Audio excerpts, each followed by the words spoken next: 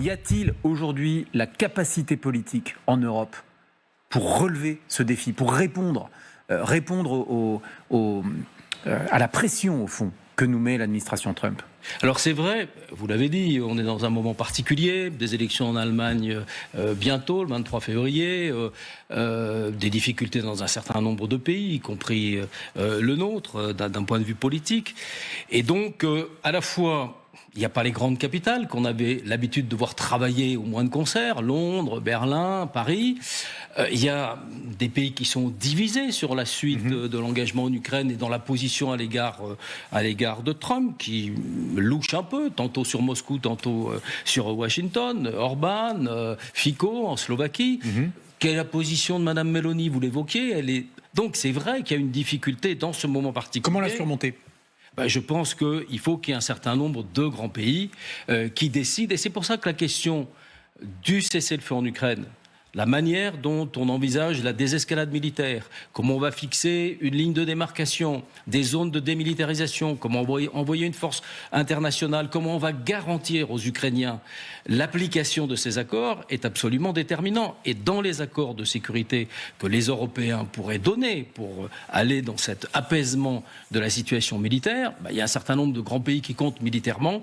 Et évidemment, alors on pense à la Pologne, on pense à la France, on pense aux Britanniques, on pense à l'Allemagne. Mais c'est vrai que ce sont ces pays qui sont les premiers, sans doute, au pied du mur, parce que c'est pas à 27. Je ne sais pas quel conciliabule.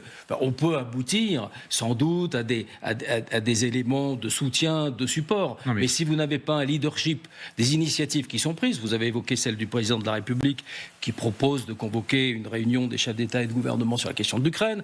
Vous avez évoqué la réunion que prévoit Mme Kallas, possiblement avec les ministres d'Affaires étrangères demain. Oui, ça c'est très bien. Mais s'il n'y a pas, comment dirais-je, une entreprise, un projet, quelque chose, et je crains qu'on perde du temps et surtout qu'on ne soit pas au rendez-vous. On entend votre réponse. Il faut renoncer à avancer à 27. C'est ce que vous dites. Non.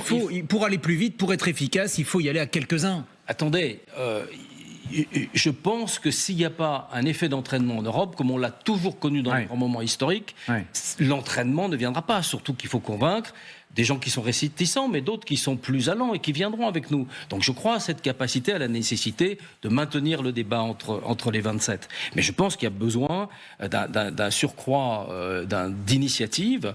Et qui peut les prendre? Qui peut les prendre? Est-ce que le président Macron... C'est les grands États que je viens d'évoquer, qui ont d'ailleurs qui ont commencé à discuter de ces sujets. Mais écoutez, on a mené la guerre en étant en partie otage des décisions américaines, en étant largement suiviste. Donc on a livré une guerre sans réellement la mener, souvent avec retard par rapport aux échéances. Il y a une chose qui est certaine. On ne peut pas gérer une paix qu'on n'aura pas nous-mêmes contribué à établir. Et donc ça, c'est une réponse ferme à M. Trump, qui pense qu'il peut faire une négociation par-dessus la tête des Ukrainiens. Malheureusement, la ligne rouge des Ukrainiens, on la connaît. C'est la centaine de soldats morts, c'est une ligne rouge de sang, et les 300 000 victimes et les pertes civiles, on la connaît, cette ligne rouge. La ligne rouge de M. Trump, on vient de la découvrir. La ligne rouge de M. Poutine, on ne la connaît pas parce que ses appétits vont continuer, sa capacité à semer du désordre en Europe et à avoir des prétentions et à engager la force et des intimidations comme on l'a connu. Et la seule chose qu'on ne connaît pas, c'est la position des Européens. Alors, ils ont quand même intérêt à fixer une position, pas forcément à la débattre sur la place publique, mais ils ont intérêt à fixer une position. Et cette position, c'est le cessez-le-feu, c'est les garanties qu'on peut donner à l'Ukraine. Et c'est la possibilité, le moment venu, de rouvrir sans doute un dialogue stratégique, y compris avec les Russes.